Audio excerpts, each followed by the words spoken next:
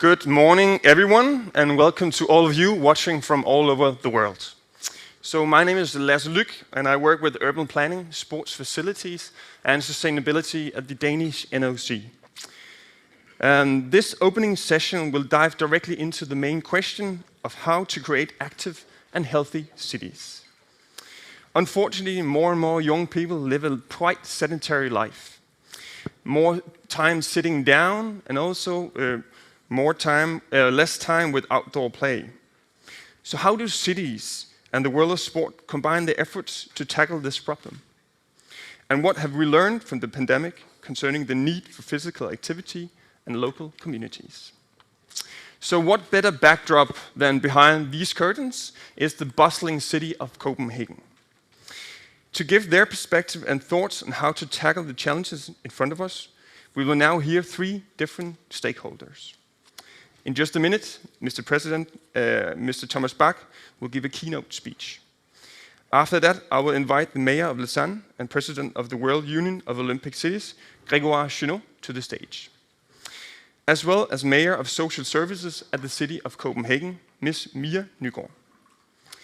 In the end, we will hopefully watch a video, and we will also have time to some questions for Mr. Thomas Bach. But first, give a warm welcome to Mr. Thomas Bach.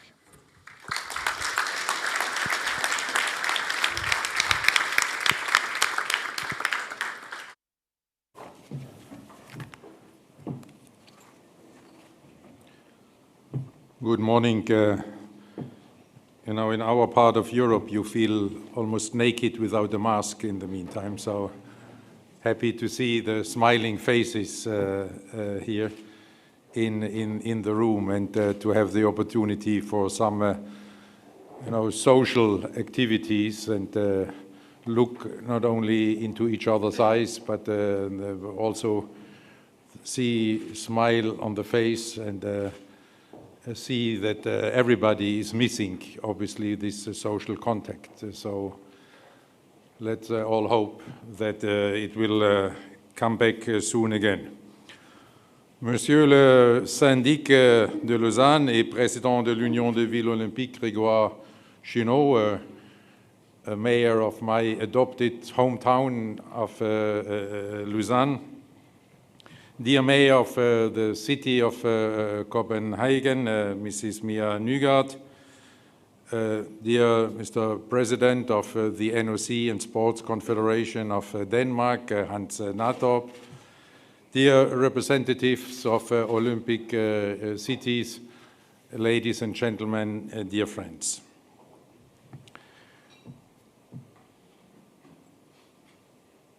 I would like, first of all, to congratulate the World Union of Olympic Cities under the great leadership of its President Grégoire Chenot for having overcome the many challenges of the pandemic and to make this year's summit possible in a safe way in this wonderful city of Copenhagen. And of course, my thanks and gratitude also go to the city and the citizens of Copenhagen for their wonderful hospitality. The Olympic community and Copenhagen indeed share many values, from promoting inclusive and healthy communities to leading the way in terms of climate action, or a firm commitment to the United Nations Sustainable Development Goals. I think I can speak for all of you and us when I say that we truly feel at home in your beautiful city. It is great to be back in Copenhagen, and it's great to be back having meetings in person, refreshing not only our minds, but also our hearts and souls. As mayors from some of the greatest cities around the world, you were on the front lines of the pandemic.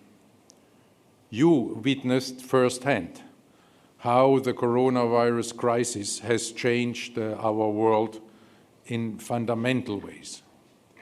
You were the first to experience how during this pandemic the solidarity that holds our communities together is being undermined by increasing social, political, and economic polarization. The pandemic has indeed put the spotlight on existing fault lines and inequities which are likely to deepen even further. We're all still learning every day, but I hope very much that the first lesson from the pandemic we have already learned. And that first lesson is we need more solidarity. We need more solidarity within societies, and we need more solidarity among societies. Solidarity is at the heart of the Olympic Games, which unite the world in all our diversity. And in these difficult times, we need this unifying power of sport, and we need these Olympic values more than ever. The Smart Cities and Sport Summit therefore comes at a perfect moment to highlight this power of sport. The summit is an opportunity to showcase the special role that cities, and specifically Olympic cities, can play to promote healthy and active living. Cities are also at the forefront when it comes to rebuilding a more human-centered and more inclusive society in the post-pandemic world. The past months have made it clearer than ever just how important sport and physical activity are for healthy living. We have seen this in particular in times of lockdown, social distancing, and uncertainty. Sadly, just as the pandemic has highlighted the importance of physical activity, we see that the number of people that do not do enough sport is shockingly high. Here in Europe, 46% of Europeans never engage in physical exercise or sport activities. Worldwide, this bleak picture is similar. According to the World Health Organization, 1 in 4 adults globally do not engage in sufficient physical activity. This goes against everything that we have learned during this pandemic. Sport can save lives. Sport is an important factor in combating obesity and strengthening cardiovascular health, thereby contributing to the fight against the coronavirus. Promoting a healthy society through sport is an integral part, therefore, of the IOC's work because it goes to the heart of our mission. The IOC is built on the belief that we can make the world a better place through sport. This belief is reflected in our Olympic Agenda 2020+5, which has a strong focus on sport as an important enabler to achieve the United Nations Sustainable Development Goals. Simply put, we want people to have better access to sport, to feel like they belong in sport, and that they benefit from the positive health impact of sport. Because at the end of the day, when individuals lead healthy and active lives through sport, the community as a whole and the society at large benefit as well. This is why our advocacy for healthy living through sport is also a central theme in our collaboration with you, the Olympic cities, as well as with the Olympic Games organizing committees. With Olympic Agenda 2020+5, we have made the promotion of sport for all a pillar for the long-term legacy planning of Olympic Games. And for all means without any discrimination for whatever reason. Our focus is on ensuring that lasting benefits will be delivered to the host communities already prior to as well as after the Olympic Games. The Olympic cities of Paris and Los Angeles are demonstrating in a great way how to put this legacy in a here and now approach into action. Already 4 years ahead of the Olympic Games Paris 2024, indeed it's 3 years left only, but I can assure you it's not an old speech, it's a typo. Already 3 years ahead of the Olympic Games, Paris has launched an ambitious program, working together with the Ministry of Education to introduce 30 minutes of daily exercise in primary schools throughout France.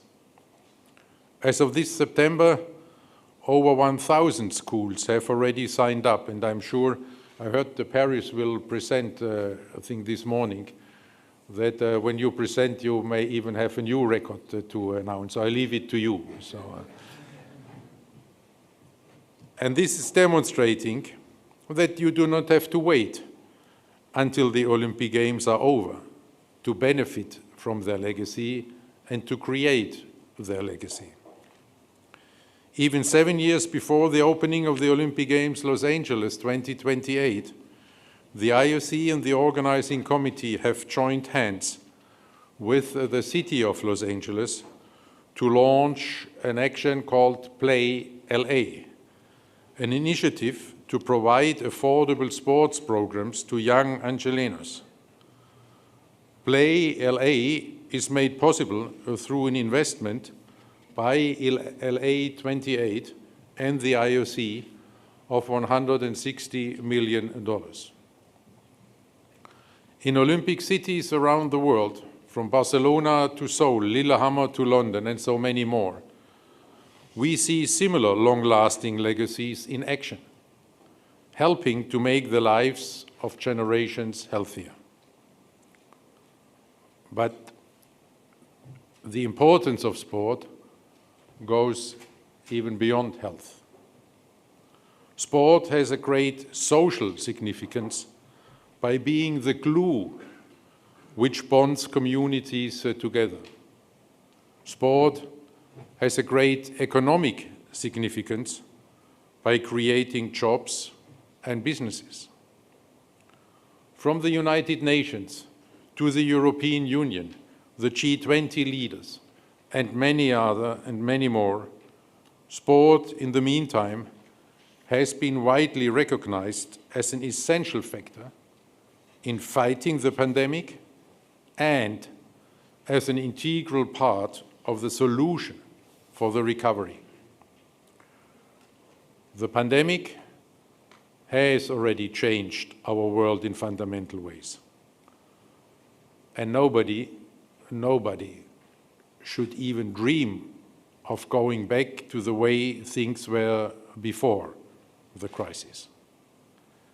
Even once we have finally overcome the health crisis, we will face the far-reaching social, financial, economic, and political consequences. Here again, you, the cities, are at the forefront and on the front lines of this post-pandemic world. Because it is in the large urban centers where we see these consequences impact lives and affect our communities the most. In this post-pandemic world, and if I may add, in the post-pandemic cities, we will need sport and the Olympic values of excellence, friendship, respect, and solidarity to tackle these challenges. The IOC and the entire Olympic community are ready to make our contribution. Cities are once again a key partner in this, because shaping the post-pandemic world is in the end about people, and it has to happen at the community level. By partnering with like-minded institutions, we can be a part of a truly transformative response to the global challenges guided by our solidarity. With the adoption of Olympism 365, we now have a strategic framework in place to create such partnership between cities and the sports communities. In this spirit of partnership, we extend our hand to all of you to strengthen sport as an important enabler in areas such as healthy living or taking climate action. Indeed, the climate crisis shows us in unmistakable terms that healthy people depend on a healthy planet.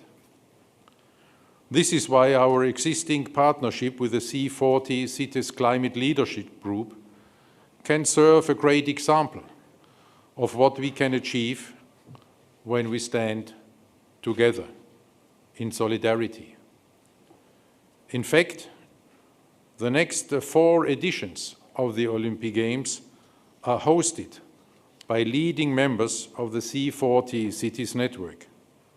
Here we have a fantastic opportunity to showcase that Olympic Games and climate action can go hand in hand for a healthy planet and for healthy people.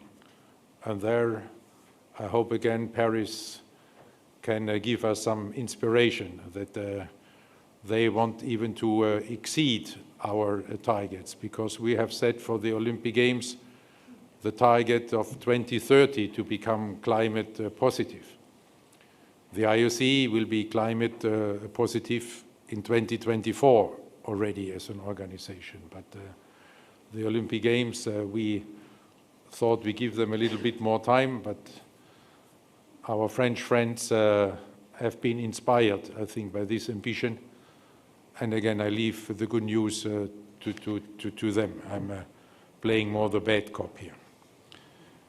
During the pandemic, we have learned that we can live up to our Olympic motto, faster, higher, stronger, in sport and in life, only if we are working together in solidarity.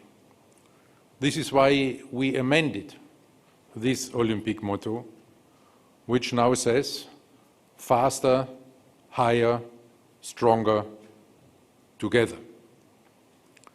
Guided by this new motto, let us also send this message from Copenhagen and our summit today. We can only go faster. We can only aim higher. We can only become stronger if we stand together in solidarity. In this Olympic spirit, I wish you a very successful summit, fruitful discussions, and waiting for the hopefully many initiatives which will inspire your communities and the sports community worldwide. Thank you very much.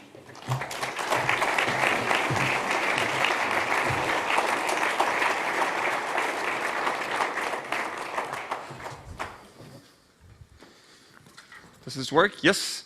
Thank you very much, Thomas Bach. You can also come to the stage at the moment. I will invite you and Ms. Nygaard and also Grégoire Chinot to the stage.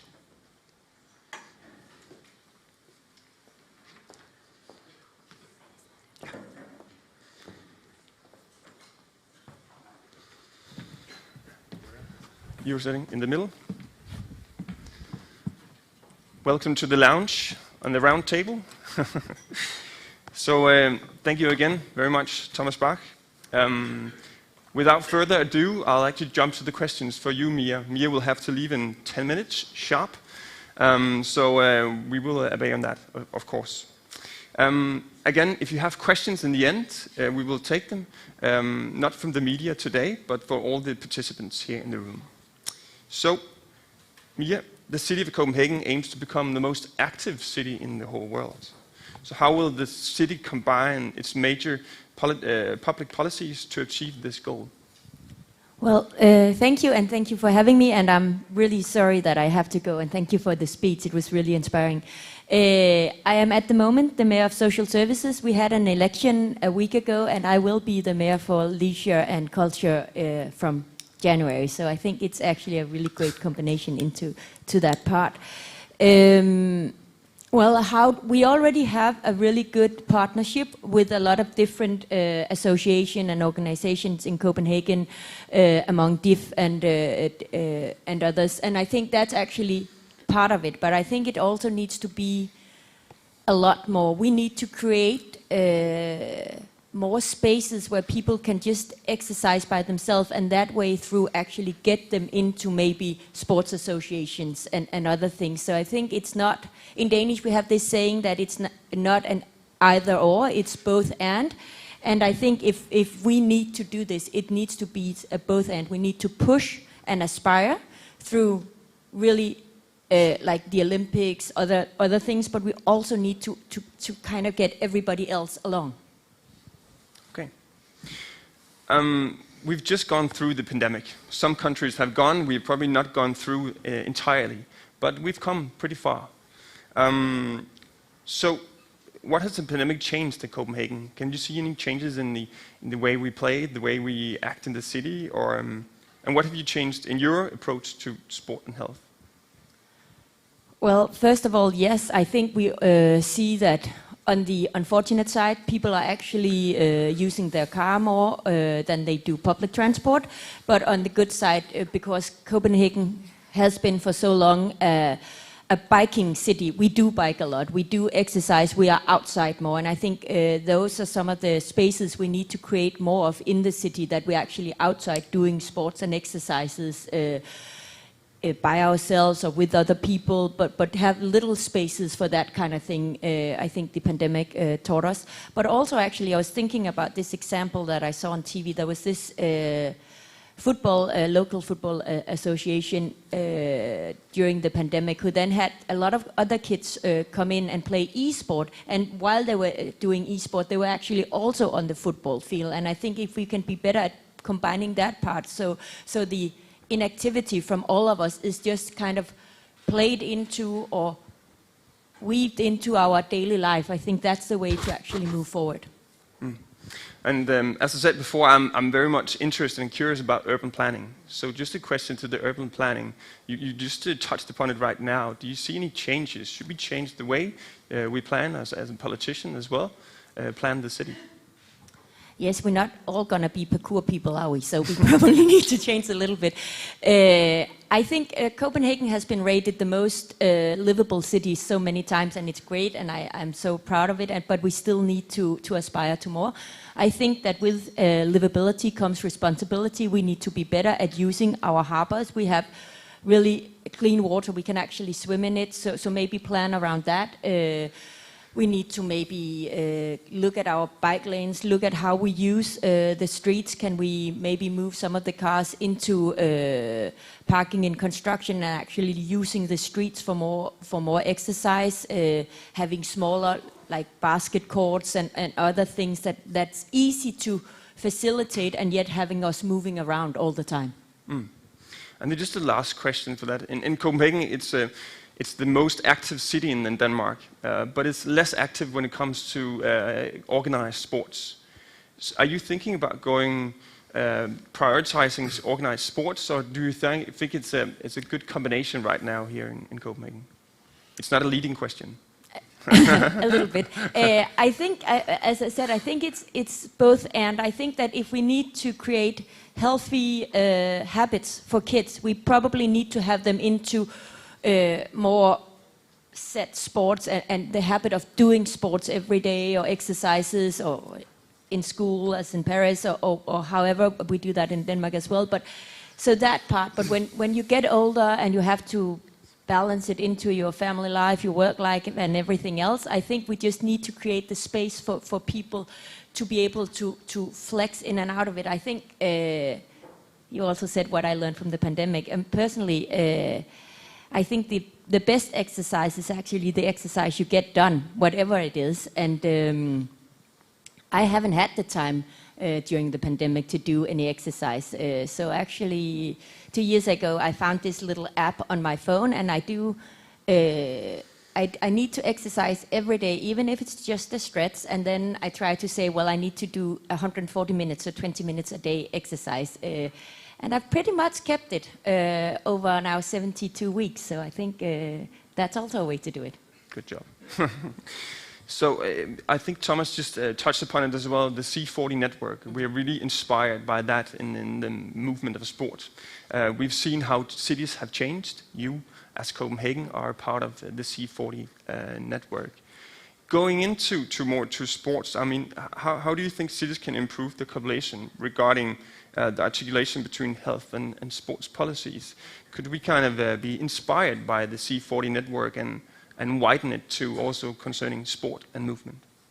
Absolutely, and I think we absolutely have to. I'm really pleased that you already thinking about that part of it, because we saw what the C40 did when it was here in, I think it was October, November 19, and that way of coming together and actually, you know, whatever you water is what grows. So if we really want this to grow, we need to make sure that we're inspired by each other.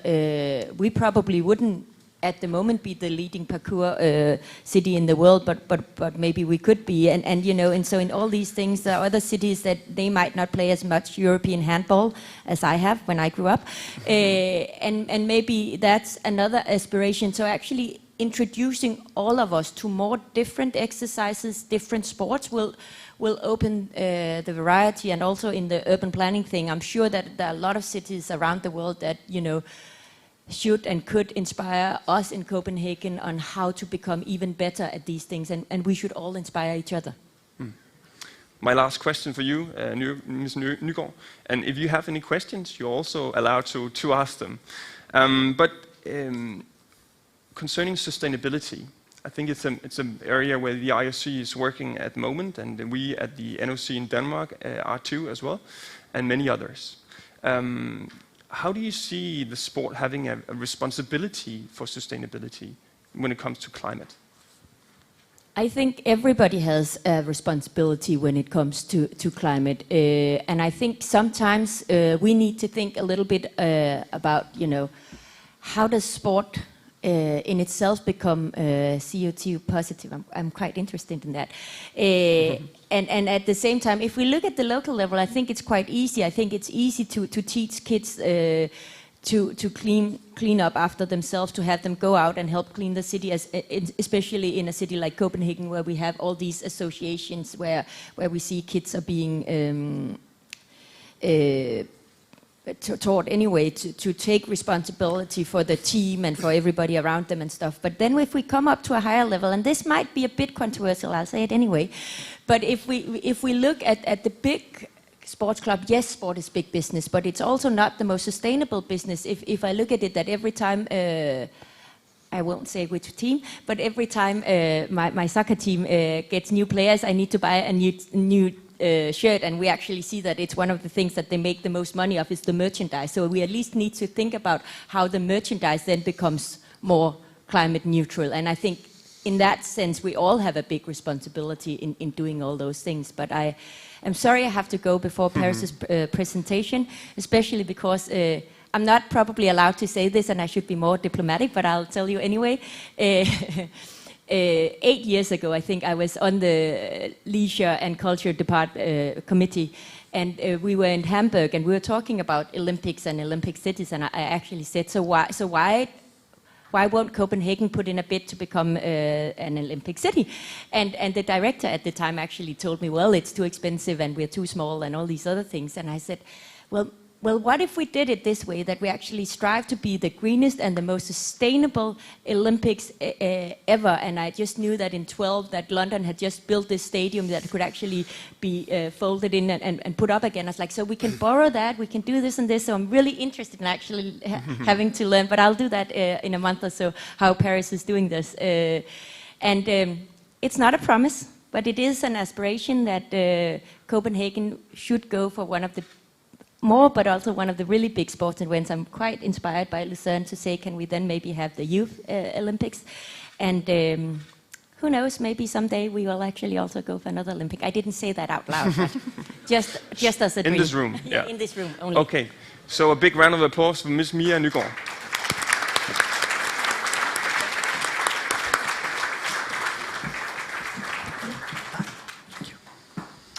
Okay, we'll continue directly to the next questions. So, Grégoire Chenot, the city of Lausanne is internationally renowned as the Olympic capital and home of international sport. So, how does the city combine this status with the sports policy that is locally anchored and dedicated to its citizens?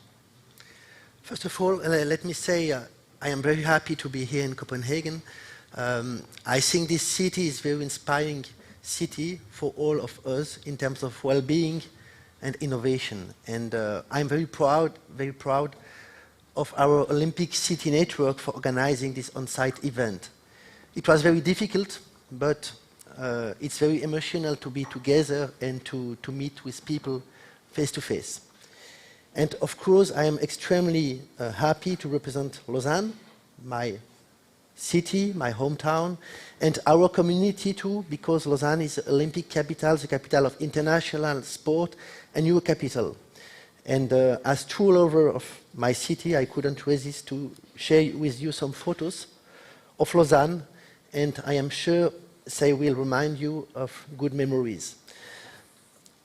So to return to your question, we are extremely honored to be the host of the IOC headquarters for more than a century now.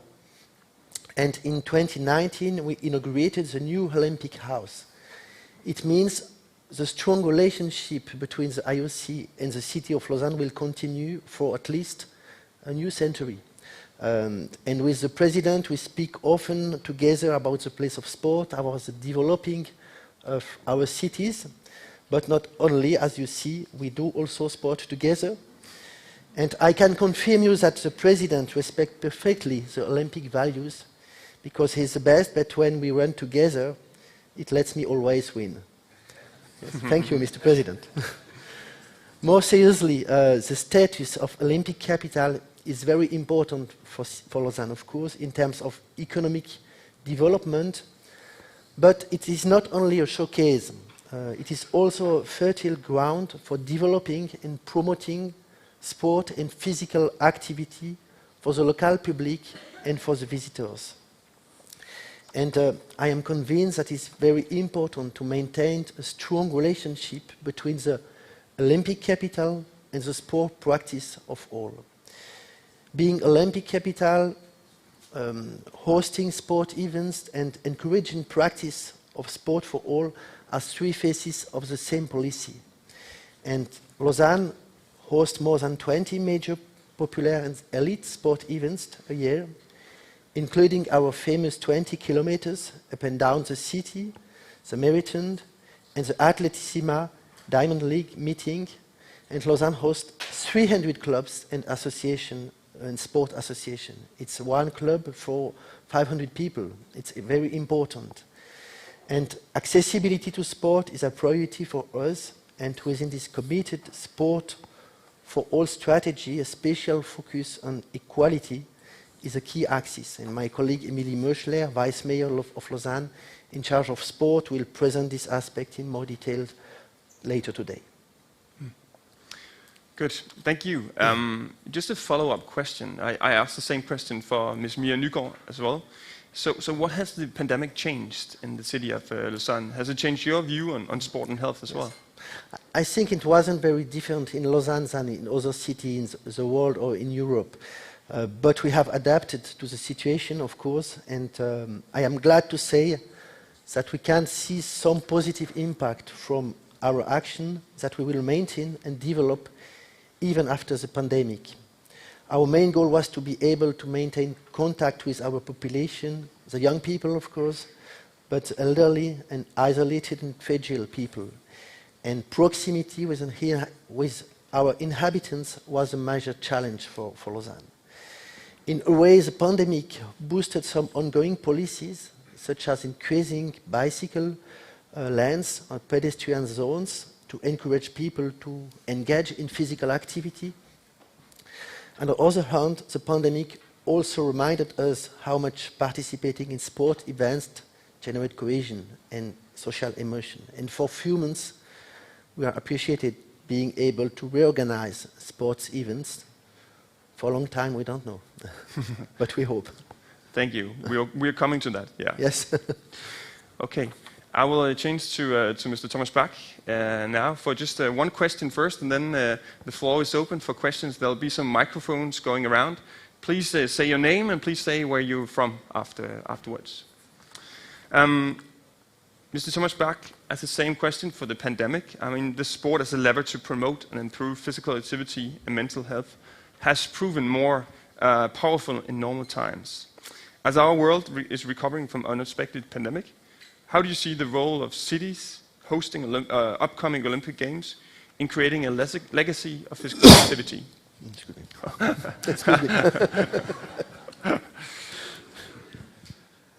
Creating a legacy, is a part of sustainable development. It's actually essential for a sustainable development, and this is why we, with our reforms, have been putting so much emphasis on sustainable Olympic Games and a legacy. And there, if you look at the upcoming Olympic Games, you can see great examples for this. Again, Paris will be the first Olympic city which has been elected after the reforms of our Olympic Agenda 2020.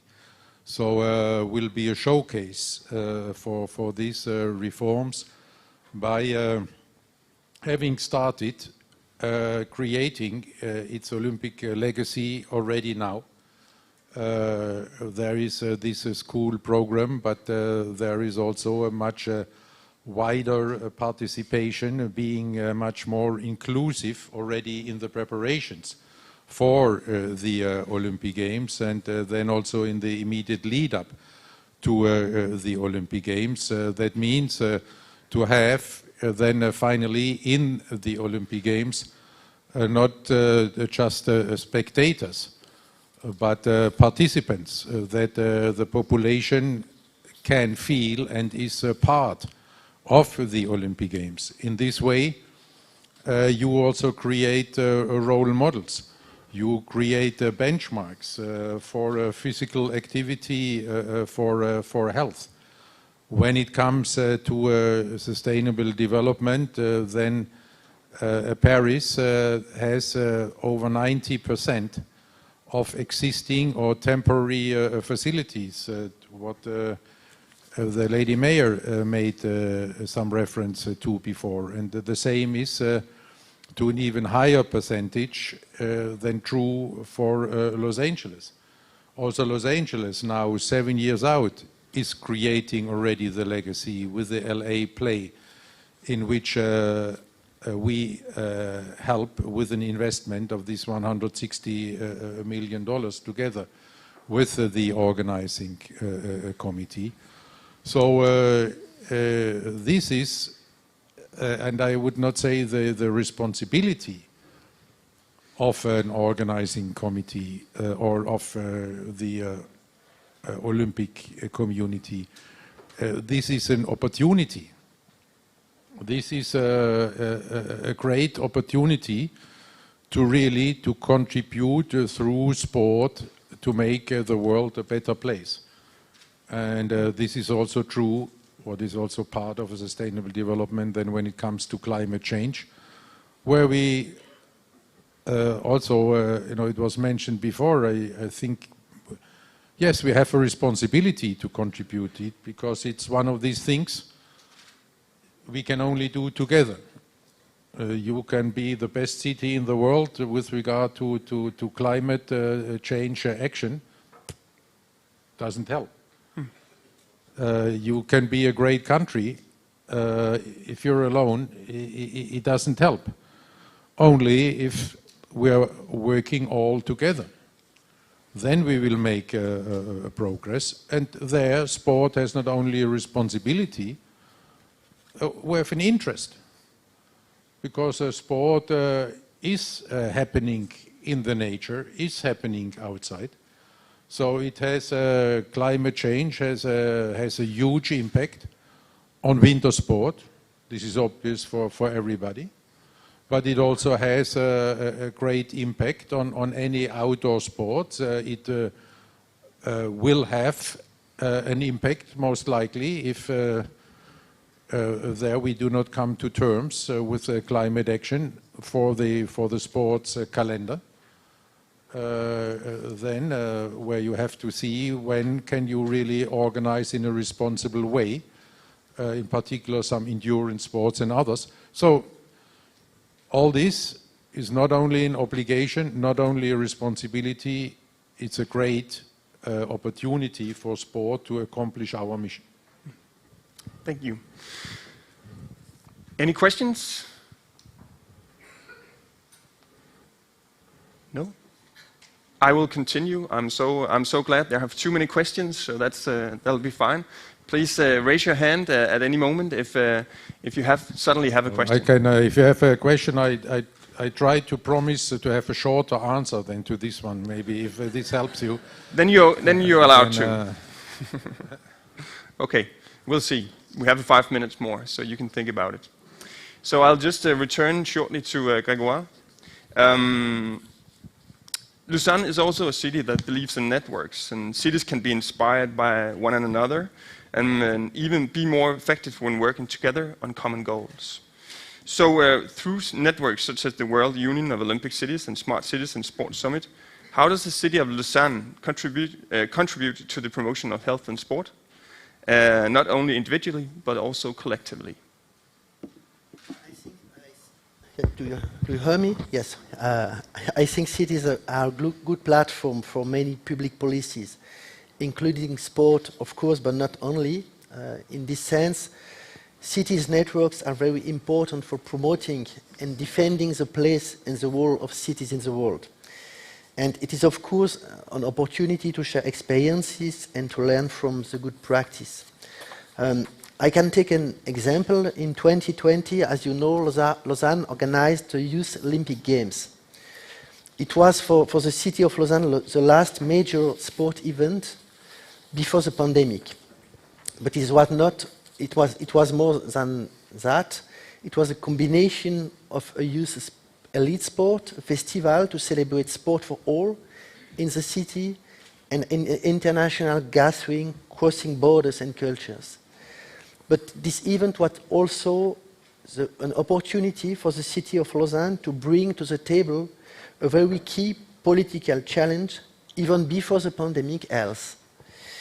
And during the Youth Olympic Games, the World Union of Olympic Cities organized a roundtable of mayors to discuss active and healthy cities. At the Olympic House, about 12 mayors of Olympic cities debated the responsibility of cities in the definition and implementation of policies related to physical activity and more broadly, health in connection with the sport. The discussion was based on the call for action in sport and active cities signed by the World Union of Olympic Cities and TAFISA, the Association for International Sport of All in Tokyo in 2019. In a nutshell, the call for action invited the global sport for all movement, cities and relevant stakeholders worldwide to first raise awareness of the many benefits of the sport and active city approach across the world. Second, advocate the strong role of physical activity in sport in the everyday life of citizens. Third, promote sustainable legacy for local, national and international sporting events. And finally, empower relevant managers and decision makers to use the sport and active city approach for their communities. The Olympic cities, through the networks and also thanks to the smart city, are committed to supporting city initiatives for political engagement and for real change. And I think it's a good example what we can do with organizing sport events. Thank you. So just the last question before we have to watch a small video. Thomas Bach, just now we have 2 days here at the Smart Cities and Sports Summit. And what does it mean to you? What do you think will be the most important contribution from this conference? New ideas. We need. We have new challenges, so we need new ideas. What we say in the IOC and the Olympic movement is change or be changed. That is the question. And this is even more true after the pandemic. We have to have a vision of this post-coronavirus world. I alluded to it briefly. We have to have a vision of what the financial, social, economic, political impact will be after the crisis, which has laid bare so many deficiencies in our societies, in particular the widening social gap and some others. But when it comes to sport, then I think there is one maybe core item what we all have to have in mind, that the times are over. It was already before the pandemic. This is not pandemic specific, but already before. The times are over when we in sport, or the ones who want to become people active, if we are sitting there and wait for people to come. This is not happening anymore. This happened in my generation. There you could not escape, and I'm maybe the oldest here in the room. No, but there when I was young, you could not escape from sport. At one stage in your childhood, you were confronted with sport. And you had to take a decision. And the decision was very clear. You played sport because there was nothing else to do. Now, we are in competition for the time of, in particular, the young generation. And we have to find ways to confront this young generation with the joy of sport, not teaching them you must play sports because it is so healthy and there you learn about the values and then they will tell you how to follow the rules. No, we have to confront them with the joy of sport, and then they can make their choice. And in order to confront them with this, we have to go where these people are, where this young generation is. And this is in the urban centers, this is in the video games, this is in the digital world. And we cannot ignore this. We have to go there and then try to take them from there to the real world of sports and make them experience this joy of sport. I think that this is key for everything we do and we envisage. And then because you also mentioned the organization of sports events, I think they play a major role there, because the young generation is likely to follow role models. And when they see their role models, when they see great athletes, then they are more inclined then to play sports than if these athletes are just somewhere in the virtual world, because TV they don't watch anyway anymore. So we have to get to them with the role models and with the offers to play sport. And I hope when you develop your new ideas, then you will take this into consideration, and then we are looking forward to see how we can contribute to make your new ideas becoming a reality for the young generation. Thank you. Mr. Thomasbach, I think you forgot one thing we just discussed just right before, that it's all about social. So right now, all the conferences, all summits, everyone wants to chit-chat in the breaks. So that's also a very important part of the summit here. But, yes? Yeah, it's about being inclusive, but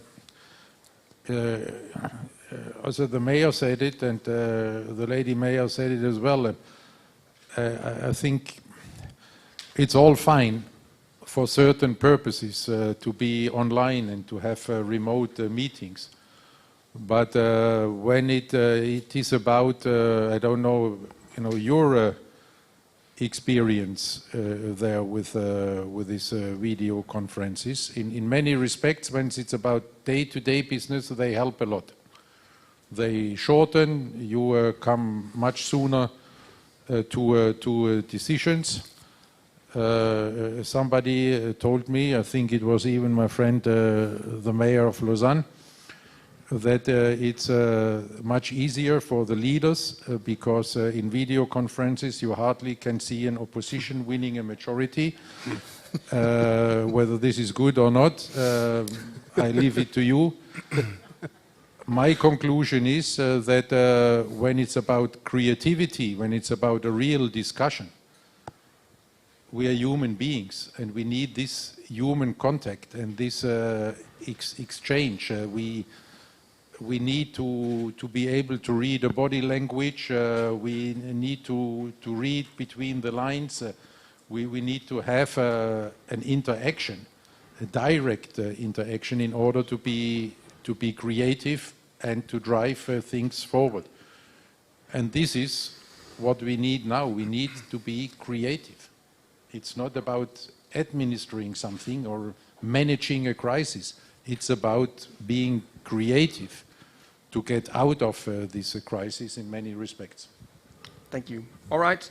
We just have a short video from Assistant Director General for Social and Human Sciences at UNESCO, Gabriela Ramos. So it'll be on here, and afterwards we are done.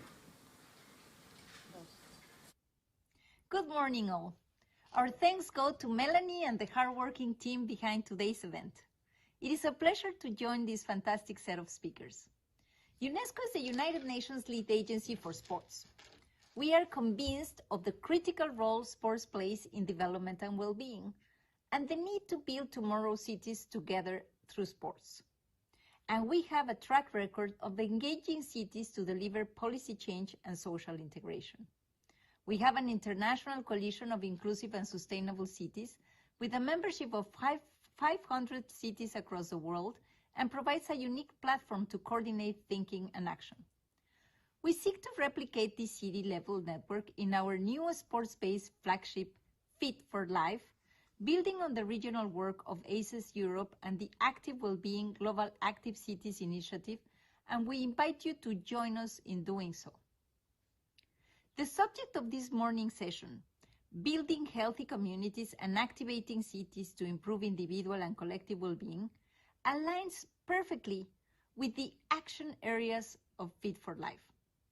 These action areas includes, first, increasing grassroots participation in sports and improve health, promote equality, and build social-emotional resilience. Second, supporting the development of inclusive sports policies which drive social integration. And third, delivering smart investment in sports to boost recovery and rounded development at the individual and societal level. Fit for Life has been designed specifically to use sport to tackle contemporary crises in 3 domains: physical inactivity, mental health, and inequality. And this is about making sports a central proposition for policy frameworks, human development plans, health strategies, and social integration programs, all of the above. As today's event program highlights, COVID-19 has taught us how fragile our global health and well-being are. Mental health problems have increased by 200% due to lockdowns, and physical activity has declined by 41%. Nevertheless, we know that participation in sports can reduce obesity and depression by 30%. We know that sports can empower. 80% of young people polled in Europe equate participation in sports with increased confidence, particularly for girls. But we need to systematize our approaches if we are to increase this impact and make the case for more and better investment in sports, as we are all calling today. In a time of tightened budgets, sports is a smart investment which can create healthcare savings of about $3,000 per person per year. And through Fit for Life, we will work with national governments, cities, schools, and communities to increase access to and participation in sports. And this also includes investment in human and physical infrastructure at city level. We are already developing frameworks and new financial instruments to increase investments through the Development Bank's sports coalitions. This includes social outcomes contracting models for sports projects at the city level. And by creating knowledge networks, including among cities, Fit for Life will help stakeholders layer insights, hone interventions, and boost the returns of investment. This work will be underpinned by our Intergovernmental Committee for Physical Education and Sports and our next World Conference of Sports Ministers, we call it MINEPS 7, in 2022 in Azerbaijan. We are much aware that cities play a critical role in boosting the ambitious change agenda for Fit for Life. It is at city level that we can most effectively accelerate its impact at grassroots level, especially for those and the many who are being left behind.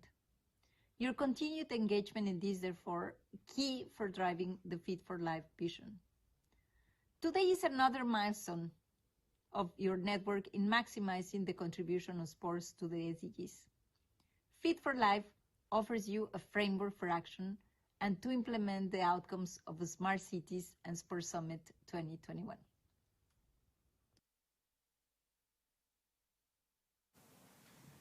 Thank you.